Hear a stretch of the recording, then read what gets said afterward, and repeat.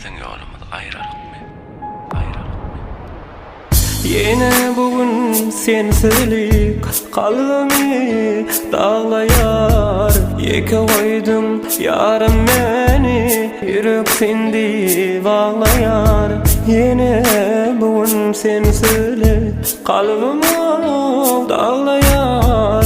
Yeke koydum yarım beni, yürek sendi bağlayar. Yar ağlayar. Sevgilim, menin yüreğim sende. Sevgilim, sen yüreğin kimlerde? Sevgilim, sevgilim, menin yüreğim sende. Sevgilim, sen yüreğin kimlerde?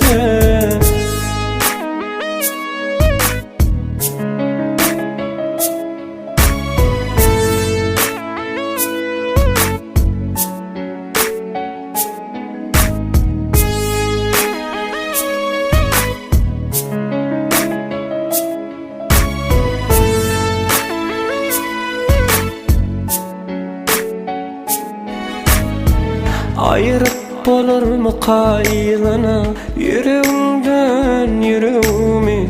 Sevip olur mu kainni, senin yalıydı beni?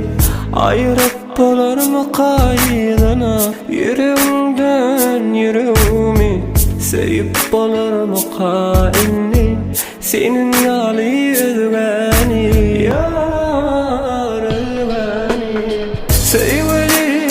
Sevgilim, menin yüreğim sende.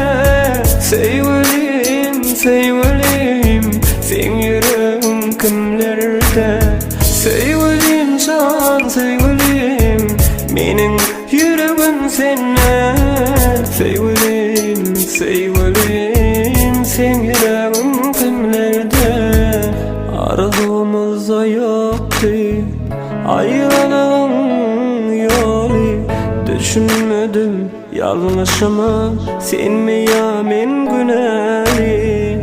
Arzumuzda yoktu ayrılığın yolu. Düşünmedim yanlışımı, sen mi ya men günahı? Ayt gülüm, kim günahı?